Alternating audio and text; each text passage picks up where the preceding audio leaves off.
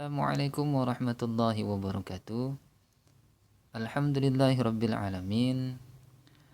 Puji syukur kita kepada Allah Subhanahu wa taala yang mana pada pagi hari ini Allah Subhanahu wa taala masih memberikan kita kelapangan waktu dan juga masih memberikan kita kesehatan sehingga kita dapat melaksanakan aktivitas kita sehari-hari.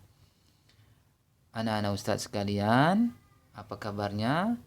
Tentu alhamdulillah dalam keadaan sehat ya.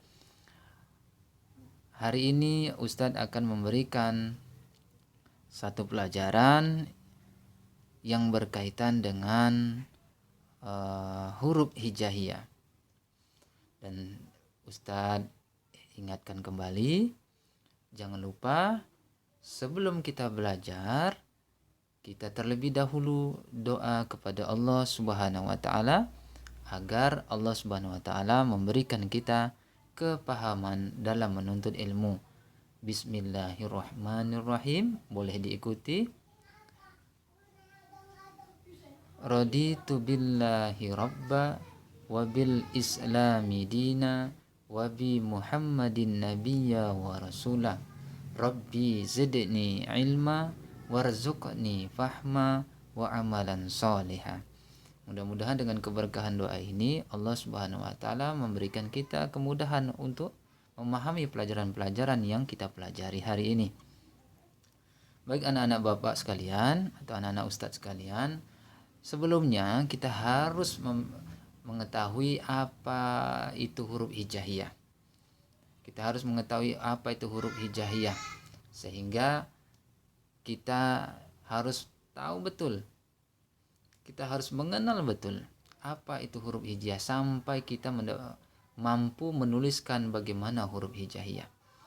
Maka di sini Ustadz tuliskan atau Ustadz tampilkan bagaimana target-target kita dalam pembelajaran. Yang pertama Ustadz tuliskan di sini yaitu target kita yang pertama atau tujuan pembelajaran kita yang pertama yaitu mengenai kamu harus bisa mengenal huruf hijaiyah. Itu yang pertama. Kamu harus punya kesungguhan atau harus memiliki kesungguhan untuk mengenal huruf hijaiyah.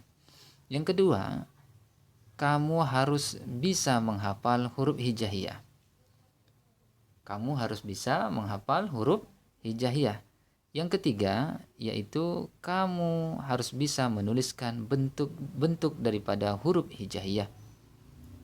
Kemudian, nanti kamu harus bisa, yang terakhir, dapat mengenal tanda baca daripada huruf hijaiyah atau harokat. Ini adalah slide yang pertama. Ini adalah tampilan yang berikutnya yaitu bentuk-bentuk daripada huruf hijaiyah. Maka untuk mengenal dengan baik, Ustadz terlebih dahulu akan mempraktekkan bagaimana membaca huruf-huruf hijaiyah. Kamu perhatikan dan kamu dengar betul-betul supaya kamu mendapatkan kemampuan untuk menulis dan mengenal daripada huruf hijaiyah. Baik, Ustadz mulai. Yang pertama disebut dengan huruf alif. Disebut dengan huruf alif. Ayo anak-anak Ustadz sekalian ikuti. Alif. Alif. Ya, bagus. Kemudian yang kedua adalah huruf ba. Apa? Huruf ba. Kemudian huruf ta. Huruf apa? Huruf ta. Kemudian huruf tha. Tidak ada desis. Tidak ada desis sama sekali. Halus bunyinya. Tha. Kemudian jim. Kemudian ha. Kha. Huruf kha ini tidak boleh dianya dibaca dengan huruf ho, tetapi harus kotor di leher. Kha. Kemudian ini namanya huruf dal. Kemudian huruf zal. Kemudian huruf ro. Kemudian huruf zai, sin, shim. Beda. Huruf sin dengan shin itu beda. Kalau ini tipis, kalau ini tebal. Sin, shim. Kalau ini sod, sod, dod, dod, ta, za, ain, ghain, atau bisa disebut dengan oghin atau ghain, fa, qaf, kaf, lam, mim, nun, waw, ha, lam, alif, hamzah, ya. Itu tadi adalah cara membaca atau menyebutkan huruf-huruf hijaiyah. Selama ini mungkin kita mengenal atau mungkin kita belajar membaca Al-Quran dimulai dengan menggunakan metode Iqra. Yang mana kalau dalam metode Iqra tidak dikenalkan bagaimana menyebutkan huruf-huruf hijaiyah. Perlu Bapak jelaskan sekali lagi, kita perhatikan. Di dalam pelajaran huruf hijaiyah ada yang disebut dengan harokat fathah. Perhatikan, harokat fathah. Harokat fathah itu adalah baris yang posisinya berada di atas huruf seperti ini. Ini kalau tidak ada barisnya seperti ini, kalau kita tutup seperti ini, maka ini disebut dengan alif. Tapi kalau ada barisnya seperti ini dibaca a. Berikutnya, ini dibaca ba, disebabkan karena ada harokat fathah, ada baris atas. Maka dia dibaca ba. Tapi apabila kita hilangkan huruf harokat fathahnya, maka ini bukan lagi dibaca, tapi ini namanya huruf ba. Huruf ba seperti ini tadi. Ini kalau dihilangkan barisnya maka ini disebut alif. Kalau ada barisnya maka disebut a. Perhatikan berikutnya. Ini adalah huruf-huruf hijaiyah yang sudah diberikan baris fathah. Ustaz ulangi sekali lagi bahwa yang baris fathah itu adalah baris yang pada posisi atas. Pada posisi atas seperti ini. Posisi di atas huruf. Ini namanya baris fathah. Ada yang disebut dengan baris kasrah. Ada yang disebut dengan baris domah, tapi itu belum kita pelajari. Pada pertemuan berikutnya nanti akan Ustaz jelaskan.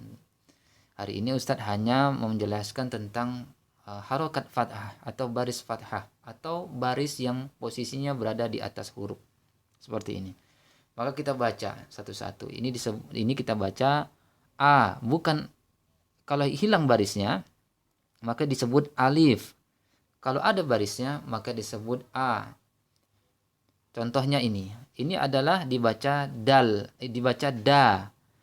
Ketika dianya barisnya tidak ada, ini disebut dal. Ketika ada disebut da. Ketika dihilangkan disebut dal. Berikutnya seperti ini juga. Ini dibaca za.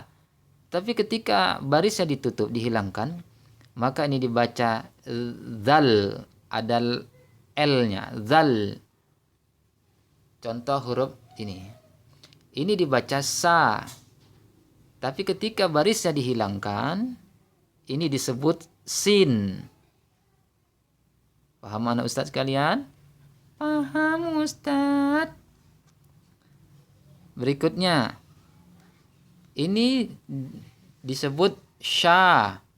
Tapi ketika barisnya dihilangkan, maka ini disebut shim. Shim. Kalau ada barisnya, maka ini disebut sya. Begitu juga ini. Contoh huruf yang lain. Huruf ini dibaca la karena ada barisnya. Tapi ketika barisnya kita hilangkan, maka dia disebut lam. lam. Ketika ada baris fathah seperti ini disebut la atau dibaca la. Maka ini anak ustadz harus bisa betul-betul membedakannya.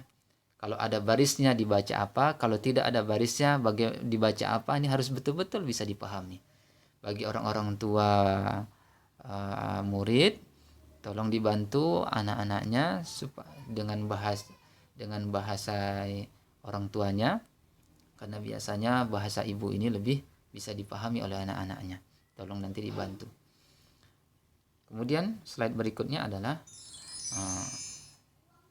ini mengenai soal ya, preview test. Nanti jawabannya dituliskan di sehelai kertas, kemudian nanti di hari Selasa dihantar ke sekolah pada jam 9 ya, pada jam 9 atau jam setengah 9. Bapak tunggu di sekolah pada hari Selasa dari jam 8 sampai jam 9. Dari jam 8 sampai jam 9 wajib dikumpulkan dalam sehelai kertas. Soal yang pertama yaitu tuliskan berapa jumlah huruf hijaiyah. Berapa jumlah huruf hijaiyah? Ada 29 huruf hijaiyah, kamu tuliskan semuanya. Kemudian yang kedua, tuliskan huruf ke-15, huruf ke-20, dan huruf ke-27 dan 29 dari huruf hijaiyah.